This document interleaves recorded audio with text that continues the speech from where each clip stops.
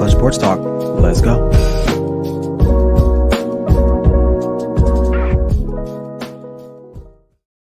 Good morning, everyone. How you guys doing? It's me, your boy Ryan Flowers, aka Clutch Sports Talk in the house, and welcome to another edition of Clutch Sports Talk NFL Sunday morning with me, Ryan Flowers. Man, hey, it's week 5. It's on and popping again. Man, we're about a quarter through the season. It's going by so fast. Every week I say that because it's actually true. Different format for today's show, man. But hey, sit back and relax and enjoy the show. This is Clutch Sports Talk NFL Sunday morning with me, Ryan Flowers. Come on, man. Let's go.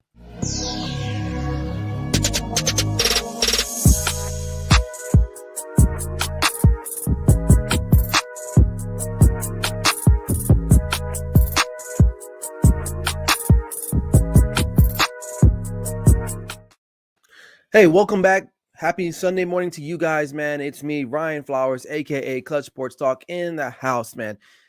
NFL Sunday, it's back, man. Again, it's one of my favorite days of the week during the year. I hope you guys are enjoying yourselves, and it's early for you people on the West Coast. So, hey, make sure you pour your first cup of coffee. You East Coast people, man, hey, it's 11 o'clock. You guys should be rolling already.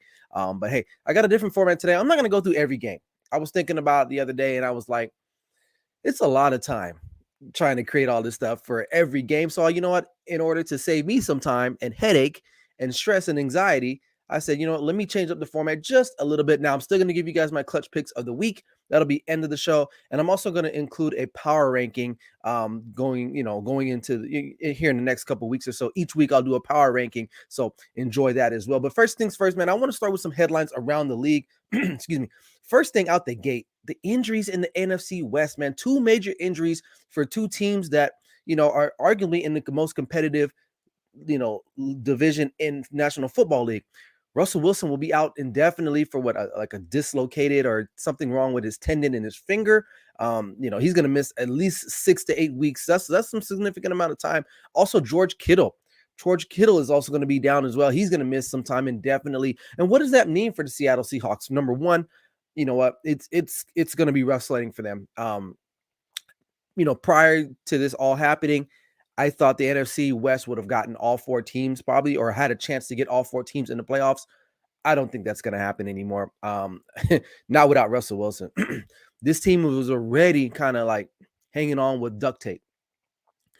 And now he's gone. I just don't see Geno Smith coming in and being that guy to take them to where they need to go. They're coming off a loss against the LA Rams, and you lose your starting quarterback, who is one of the best quarterbacks in the National Football League. You just don't replace him with Geno Smith. That defense is not good anymore. Hasn't been good in quite some time. Now, they started slow last season the same way how they are this year, but I just don't think another year it's going to be any different. Bobby Wagner is the only guy worth mentioning on that defense. I mean, some people might say, oh, well, they have Jamal Adams. To me, that Jamal Adams deal is not looking so good. I think they paid a lot of money and they gave him a lot. They gave up a lot to get this guy. And honestly, he's just not making the plays. You can tell if you watch that game on Thursday night, he is lost when he has to cover. He's more of a linebacker. But they're paying him at safety money, but he's more of a linebacker. He just wants to come up and make hits and run and play in the run game. It's not going to happen in this modern day NFL. So, Seattle Seahawks definitely are reeling. If you're a Seahawks fan, I don't know what to tell you, man, other than the fact that I know what you're going through because I had similar experience last year with my Dallas Cowboys and Dak Prescott missing the whole entire year. Now, if you guys can hold serve, maybe you have a chance. But is Geno Smith going to be up to task to actually, do anything to keep them afloat while Russell Wilson recuperates and gets back on the field? Now, George Kittle, on the other hand, this is a blow to the Niners as well. Also to their new quarterback that's going to get the start, who I'm going to talk about here next shortly, Trey Lance. He's arguably the best or second best, third best tight end in the National Football League. The way he can run after the catch is tremendous. And I think he does that better than Kelsey or even Darren Waller here in Las Vegas. His ability to run and be physical and even block in the run game is very vital to what the 49ers want to do. And now with George Kittle missing, he's going to be missing some time as well. How does that offense flow? Now, they still have some talent. I get that, but you got a rookie quarterback coming in. You still got Deebo Samuel. You still have Brandon Ayuk. Your running back situation is still kind of up in the air. Excuse me. But not having George Kittle will pose to be a negative outcome for the 49ers. And, they're still better than the Seattle Seahawks. Excuse me. They're in a better situation than the Seattle Seahawks. So they can still pull it off. I think Trey Lance is good enough, and he's surrounded by good coaching, and their defense is still firing on all cylinders. I think they still have a chance of salvaging a playoff berth, but it's going to be an uphill battle because you don't replace guys like George Kittle just like that overnight. You just don't. So the NFC West is definitely it's I wouldn't say it's up for grabs. It's not. It's between the Cardinals and the LA Rams. Now the Rams just lost to the Cardinals last week. They bounced back with the win Thursday night. But it's really the Cardinals are in the driver's seat. And I think they played the 49ers today. And this is a game that they should probably actually win. You're at home, they're missing one of their stars, and you gotta handle business. So, but NFC West, two big blows as far as injury wise in that division. And I feel bad for Seattle mainly because Seattle, Russell Wilson's an exciting player to watch. So I don't know. That's just what it is. So another thing I just want to talk about too that I didn't create a visual for, Stephon Gilmore traded to Carolina. Very interesting, very interesting. And like I get why the Patriots probably I think he was done there, and they were done with him, and they just needed to trade, and they chose Carolina. Why Carolina needed another cornerback? I guess you can never have too many cornerbacks. But they just last week they traded for EJ Henderson, cornerback from Jacksonville. They got rid of their tight end for him, and then you go ahead and trade for Stephon Gilmore. Now their secondary will be good, but he hasn't played all year yet, so he's slated to come back at least next week or the week after. He'll be eligible to come back. So that's just something I want to throw in there. For those who didn't know, I was hoping that the Patriots would have flat out released him, and maybe the Cowboys would have picked him up. But not sure what Carolina's doing. I guess, they want to bolster that defense up after they just got ravaged last week by my Cowboys. But, that's a good secondary. Now, is it going to be good enough to compete? I still don't think they're a contender at the end of the day. Even, watching their offense last week, it's just they really miss Christian McCaffrey. And he might give it a go today, which I highly suggest he doesn't. Hamstrings, if you never had a hamstring injury before, it's not something you want to come back from that quickly. But hey, let me know what you guys think. If you're watching the show right now, man, drop a comment and say what's up, like, share, and follow the content, man. I appreciate that. So anyway, moving on, man. So we got 5 rookie quarterbacks starting in the league today, right? Which for the most part they've been starting, right? Zach Wilson started already. Mac Jones been starting. Trevor Lawrence has been starting. Justin Fields got his first start last week, or the week before, I believe. Yeah, the week before against the Bears. So he start, and Trey Lance is going to get his first start. The reason why I put Justin Fields and Trey Lance together is because here's the thing: these guys are they're the future. Not to say those other guys aren't the future, but Trey Lance to me and Justin Fields are kind of like in the same situation as far as they already had an incumbent quarterback there in that organization, which those teams were pretty comfortable in playing. You look at Chicago, Matt Nagy was very comfortable with playing Andy Dalton from the jump. He said, hey, you know what? We signed him. He's going to be our guy. Then they luckily Justin Fields fell to them, in the 8th pick of the draft. They traded up to get him. Trey Lance, the Niners moved up. They moved up to draft this guy, right? But they're like, well, we have Jimmy Garoppolo. He's the quarterback until he's not the quarterback. Well, guess what? Jimmy Garoppolo got hurt because that's what Jimmy Garoppolo does. He gets hurt. So now enter Trey Lance. So he'll get the start today against Arizona, a team that's hot, one of the hottest teams, if not the hottest team in the NFL right now, after they thrashed LA on the road, which I think we can all say that was a pretty surprising win. I thought the game would be close, but I did not think they would be, destroying them like that, but they did. Okay. So he's got a tough task today. He's on the road. No George Kittle, like I mentioned before. And then you look at Justin Fields. His situation is a little bit more dire than Trey Lance. And I say this, why? Because look, Matt Nagy to me has screwed this up from the jump. Now, some people may say, well, I don't see it from Justin Fields. He's one read quarterback. He can't, I don't know. Look, the guy can make the throws. What they should have done from the jump, you drafted him. I don't care if Andy Dalton was there. You make him the starter. You let him get immersed in the playbook. You let him work with the ones from training camp. It wasn't fair to start him against the Cleveland Browns. It wasn't fair because not only did you start him, you gave him partial. You gave him part of the playbook. And for those who've never played football or never played quarterback or anything like that, it's hard to just get a part of something and go out there and try to execute at the highest level against an NFL team, against a pass rush like that. And so that's why they only managed like 49 total yards or something like that. Some crazy number, right? You saw what happened the next week. And granted, it was against the Lions, who blew my clutch picks of the weeks last week. But still, he got more of the playbook. He was able to feel more comfortable because at the end of the day, the throws that he made, there were some really good throws that he made in that game last week that Andy Dalton would never make. Andy Dalton does not push the ball down the field. And what we know about the National Football League is that you have to have plays of 20 yards or more. They call them chunk plays. Andy Dalton's not doing that. He's never really been a guy that does that quite a bit, right? Now, Justin Fields can do that. He has the arm. He has the running ability because that offensive line is not great at all. And Matt Nagy and Ryan Pace, coach and GM, should be responsible for that. But hey, we're in the season. You let Andy Dalton be the backup because that's what he is. Justin Fields is a starting talent. Let him start. Look, you're not going to win either way, whether you have Andy Dalton or not. It just is what it is. If you're Matt Nagy, you better go out on your shield. You better go down swinging versus, I'm just going to start Andy Dalton because that's the safe thing to do. Safe doesn't always win in the NFL. Sometimes you got to go out and be bold and make those decisions and say, you know what?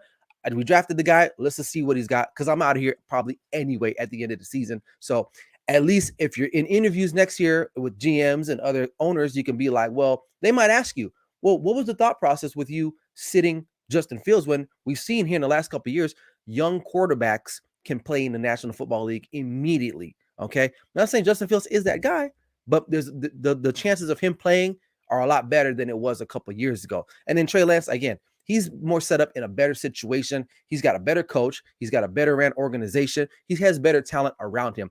I don't see him not playing. I don't see him playing bad. I think he'll be good. A guy that can run as well. We've seen in the NFL, you should be mobile. It's very rare now you got pocket guys like that. Tom Brady is the he's the last of the Mohicans per se, right? There's not too many of him running around. Drew Brees was like one of the last guys as well too.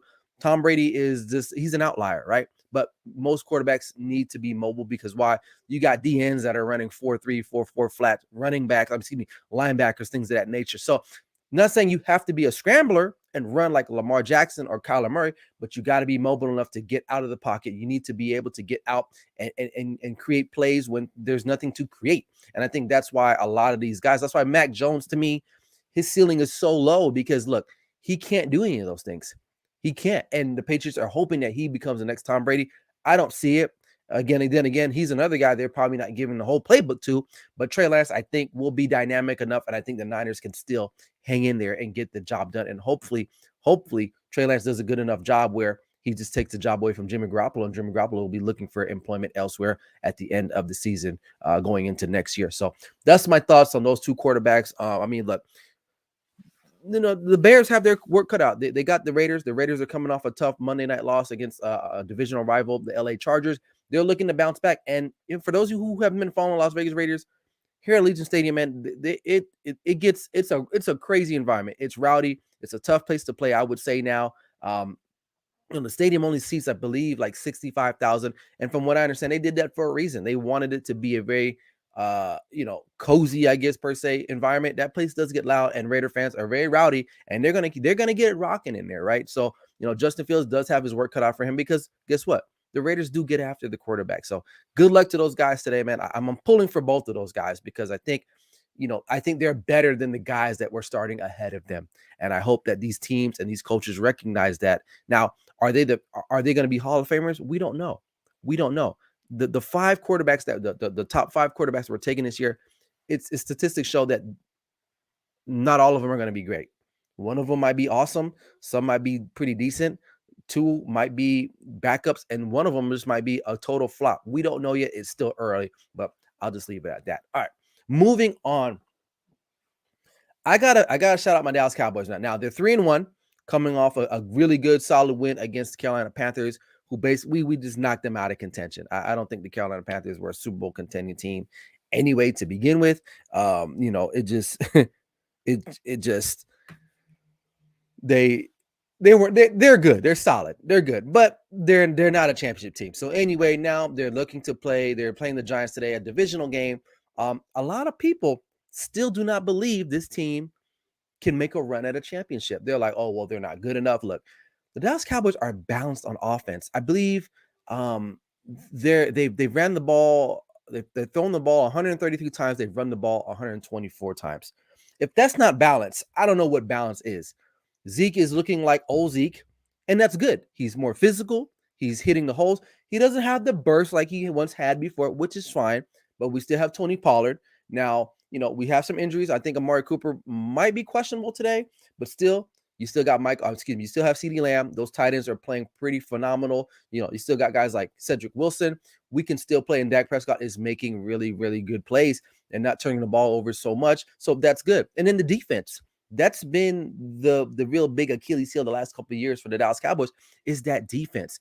The defense now, they don't sack the quarterback enough for my liking, but they are pressuring the quarterback quite a bit more than what they've been done in the past. And one big stat for me as a Cowboy fan that I'm excited about is the takeaways, the turnovers. Now they lead the league in interceptions. My boy Trayvon Diggs leads the league in interceptions for most cornerbacks. I believe he has 7. He's had a pick every game this year. Every game. He had 2. He had 2 the week before. Excuse me, he had 2. He had 2 last week. 2 last week against Carolina. So look, you got to put the Cowboys up there. And I'm not sounding like a homer. These are the facts. And you'll see my power rankings. You may disagree or you may not agree. I don't know. But look, the fact of the matter is their defense is solid. Their defense is solid. It's not elite, but we've seen in the NFL, you don't have to have an elite defense. You just have to make stops and make plays when you have to. Their offense can score with anybody in the league. And I think that opener against the Tampa Bay Buccaneers, to me as a fan, it proved to me that they can hang in there. Now, they didn't win the game, and I'm not saying, it was a moral win, whatever. What I am saying is, though, they can go toe-to-toe because I think they forgot what the spread on that game was. It was almost like 2 touchdowns they should have lost by. No one gave them a chance. And honestly, if it wasn't for a couple of field goals and some missed opportunities here, the Cowboys could easily be 4-0 right now, right? But they're not. They're 3-1, and they're looking to improve to 4-1. But look, they go on the road 2 games in tough places. Tampa Bay, the defending world champs, and then you go the next week to Los Angeles to play the Chargers, who is a team that's on the come as well too, and you squeak out that game. So, they can hang. They can definitely hang, and I think there's no offense out there that they cannot compete with because they can. And I'm excited to see them, next couple of weeks when they get the teams like the Chiefs. They got the Cardinals at the end of the year. So we're going to see, where they are here at the end of the year. But right now, if you're a Cowboys fan or if you're a person that does not realize that this team is on the come, you better be ready, right? Because here's the thing. They're missing like 6 or 7 key starters as well, right? Michael Gallup's been out the last couple of weeks. After week 1, we're still missing DeMarcus Lawrence. There are a lot of guys that they're missing, especially on defense, that we haven't got to see a lot of yet. So, and you bring them back into the fold. I love what Dan Quinn's doing. The defense, Micah Parsons is roaming around doing his thing. Now they let Jalen Smith go for obvious reasons, right? I mean, the guy, great story. I mean, a couple years ago, he probably thought after he got hurt at Notre Dame, he wasn't ever going to get drafted. Jerry Jones took a shot on him. He had a couple of good fruitful years, right? 2 years. I believe he made a Pro Bowl. They signed him to a big contract. Not last season, but the season before. It just hasn't worked out. They let him go. He's moved on. He's in Green Bay. Hope it works out for him. But because of Micah Parsons' play and the young guys that they have that we haven't even seen yet. Now, I hope my guy Jabril Cox from LSU gets some play today. I forgot I think he might be number 17, but he's a middle linebacker. He's a linebacker / safety. So there are guys that we don't even know about yet that the Dallas Cowboys have on that roster. They just haven't had the opportunity to play because they have guys ahead of them, right? So we're going to see, but you definitely have to put some respect on the Dallas Cowboys name because look, they're up there. They're definitely up there. Dak is playing at a really good level. He doesn't need to go out and throw 58 times a game. Why? Because they're balanced. And we know in the NFL, it's always good to be balanced. Now, some teams that are top heavy, like Kansas City or even the Green Bay Packers, where they solely rely on the quarterback, or hell, even Seattle, you're going to see what's going to happen to them. But the Dallas Cowboys are like a complete balanced breakfast. You got everything. You got your eggs, you got your pancakes, you got your sausage, you got your oatmeal, you got your milk, you got everything. They're a well-balanced meal. And I'm excited. I think this almost feels like a 2016 season when they first bursted on the scene with Zeke and Dak Prescott. So for those of you who are sleeping on the Cowboys, continue to sleep. You're going to wake up realizing this team is one of the top teams in the National Football League. And I think they don't get enough respect yet because, look, everyone likes to hate on the Cowboys. That's just one thing. They're one of the most hated teams in professional sports, and I understand it. But look, the facts are what the facts are. You got to look at what they are for, totally, and see what they're doing. And they're playing really good football right now, and I'm excited. And they should take care of the Giants today. They're -7, and that should be a game that they should win going away because the Giants are not a good football team. They're not. They're not. So, I don't know. We'll move it on. All right. Almost done with the show. Week 5 power rankings going into the season, man. This is what I got. So, number 1, I got the Arizona Cardinals just for the fact they're undefeated. They're undefeated, right? I mean, what can I say? And they should remain undefeated. They should beat the 49ers today. They should go 5-0. Kyler Murray is playing at an MVP type level. He's easily one of the front runners for the MVP right now. The only thing I will say, and to temper my expectations on the Arizona Cardinals, is that you got to be careful with a team like this because, Kyler Murray has gotten hurt the last couple of years. And especially last year, he had a shoulder injury that really messed him up. Now, I'm not hoping that he gets hurt. I'm not saying that, but you got to be careful. It's still a long season. They added the extra game. Can the Cardinals, do they have the endurance in the long run? Right now, they're looking good. But it doesn't matter right now. What matters is at the end of the season, December going into January, how you're playing then and what injuries do you have? Because everyone's going to have hurt players. That's just the National Football League. Yeah, it's how you mitigate those injuries. And so, but right now, week 5, going into week 5, I got Arizona Cardinals at number 1 for my power rankings. Number 2, the Tampa Bay Buccaneers. Now, they are reeling. Their secondary is devastated, right? They were also in the Stephon Gilmore sweeps. Didn't work out for them. They did sign Richard Sherman the week before. He played immediately. The plan for him when they signed him was not to play. But because of all the losses and the injuries that they've had in the secondary, he was thrust into play against New England. I don't know if he's the answer. He's not the guy. He's not that same guy. He's vulnerable to getting burnt easily against faster wide receivers. He'll talk the talk, but I don't know if he can walk the walk anymore. But the only reason why I got them at number 2 because they got Tom Brady. So you got Tom Brady, you're in it. You're in it. I don't care who you are. So he's a LeBron James of the National Football League. He's worth 12, 13 wins just by himself. So I got them. Now the Buffalo Bills. This one's interesting. They're at 3. I like them. They're playing good. They had the really bad loss, the home opener against Pittsburgh, who Pittsburgh is terrible, but they bounced back, almost like the next team I'm going to talk about next. As you can see, this is a big day for them. They got the Chiefs on the road. Now, they are the underdog, but I'll get to that later, my pick, but this is a statement game for them today. If they want people, especially people like me, who are, they're a good team. I like them. They're solid. But tonight is a big game for them. They need to prove to people that they are legitimate and they can go on the road and beat a team, So we'll see what they do later on tonight on Sunday Night Football. The next team at number 4, this one, I was kind of back and forth with the Packers and Cowboys. I'll give it to Green Bay Packers just because Aaron Rodgers is Aaron Rodgers. Now, I have no problem saying that he's better than Dak Prescott. I don't think anybody would chastise me for that because he is. I mean, he's Aaron Rodgers. Dak Prescott is good too. Don't get me wrong, but he ain't done nothing yet, right? He ain't done nothing yet. So I'll give them the slight edge just because of the quarterback play, but it's not far off. The Cowboys can definitely score with Green Bay, and their defense can actually stop Aaron Rodgers because they can get after him as well too. But I'll give them the heads up, the nod just for this week. We'll see how these teams perform later on today. And of course, number 5, my Cowboys coming in, and they moved up. They moved up over a couple teams, as you can see here. But I'm going to continue to start doing this every week. And number 6, the LA Rams, I gave them the nod over, the teams like the Chargers, they had the big win against Tampa Bay, the big win, and then they had the big letdown the next week. Now this team, after they beat Tampa Bay, a lot of us, including myself, we were ready to crown them. But then I started realizing that they're good. They're offensively, they're good, right? Is Matthew Stafford overwhelmingly better than Jared Goff? I don't know. I mean, I still think he's underthrowing Deshaun Jackson. There was a couple of times in that game on Thursday that he had opportunities. They're a good team. They have a good, solid wide receiving core. Their defense, to me, is not as elite as people think. Now, when you think of their defense, you think about guys like Aaron Donald and Jalen Ramsey. But the rest of that secondary is suspect. I mean, literally. It's suspect. Two of their top secondary guys left and went to Cleveland last season or this season, right?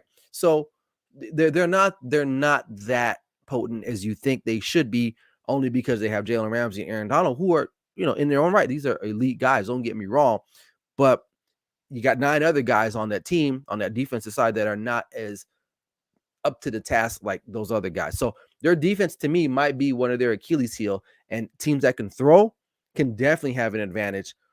Because I think that sometimes you can never stop Aaron Donald. You just can't, right? He's going to make some plays every now and then, right?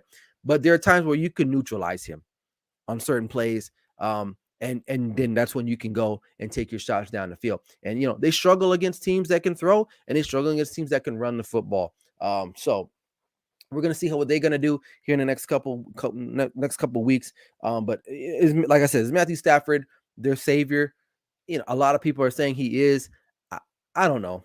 Matthew Stafford is a good quarterback, but I got to see some more from the Rams. But anyway, moving on, the Chargers, they're moving up. They got they had the Chiefs the week before, a big win there, another big win against another divisional rival. I believe they're the top seed in the West, AFC West. Justin Herbert is that dude. He's looking like that guy. So I like what they're doing. I like what they're doing in LA. I'm really excited about the Chargers, and that fan base should be excited. You got your guy. You got your guy, where other teams passed up. Like Miami's probably kicking themselves in the ass today because they're like, damn, we passed up on him to take Tua. And it's not working out for them right now. So, Chargers are 7th right now. Baltimore Ravens, they're in there. Lamar Jackson keeps them afloat.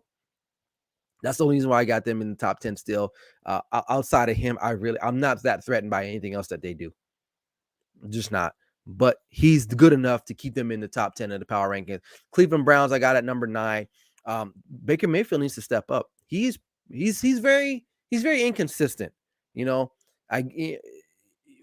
Has he proven he can be a franchise quarterback? I believe so. Is he going to get the money that we all say, these quarterbacks don't deserve that money. He may be one of those outliers that really don't deserve the money. I think it's more the system that he plays in, but he's got to be more consistent. And they got a big game today against the Chargers. If they can beat the Chargers on the road and he plays well, they're still a good team. I still see them competing, having a say in the AFC somewhere to get in that Super Bowl because of their defense and their running game. But Baker Mayfield definitely has to step up. His quarterback play has not been good, especially last week. It was pretty disrespectful to watch him play. I ain't gonna lie. So we'll just have to wait and see. But I got them. And then finally, at number 10, Kansas City Chiefs. They're hanging on the thread. They're riding a 2-game losing streak. Losing to the Chargers, and then last week, who did they lose to the week? They lost to the Ravens, and then the Chargers. Patrick Mahomes, 2 critical errors down the stretch that ultimately led to points being scored by the team. Not saying he has to play better, but they are solely reliant on Patrick Mahomes, almost like the Baltimore Ravens, and so they're one play away from being really from just being mediocre, because is Chad Henne a viable replacement? Say Mahomes goes down for the rest. We don't know. I don't think so. So and this is where they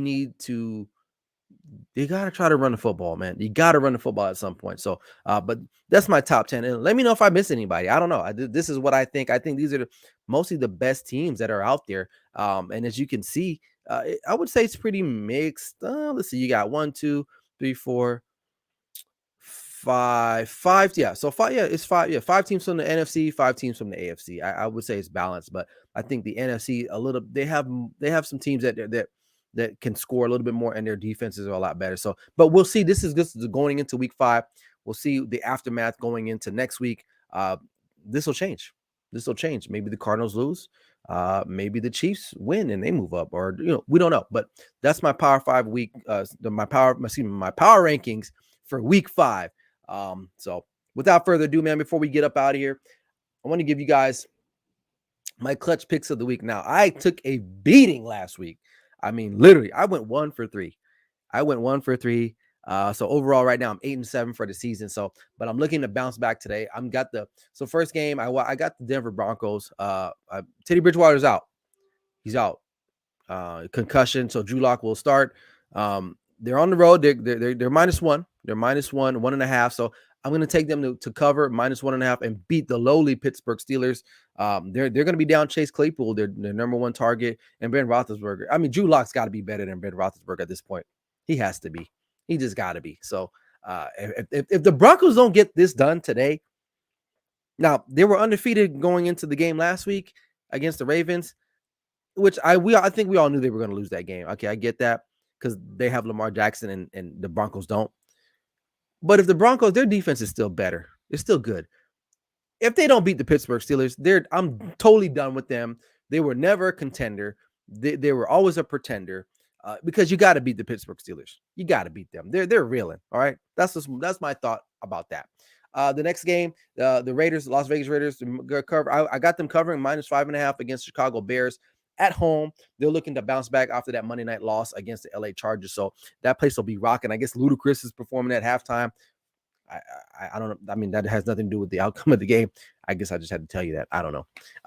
I'm going to pick the Buffalo Bills on the money line to straight up just beat the Chiefs and give the Chiefs their third loss in a row, something that's never happened under Patrick Mahomes' reign. Hell, he's never lost back-to-back games, yet alone back-to-back games. So I'm going out on a limb because this game is on the road. It's going to be in Arrowhead. It's going to be Sunday night, right? It's going to be Josh Allen, Buffalo Bills. If you guys hear me, you need to step up. You need to step up for me here, okay? You guys want to be in contention. A lot of people love this Buffalo Bills team. This is the type of game you need to win. The Chiefs are reeling right now. They can't stop anybody, right? My only problem with the Buffalo Bills is that outside of Stephon Diggs, I'm just kind of like, well, who else do they have? Cole Beasley's nice, I guess, but I'm going to go with Josh Allen.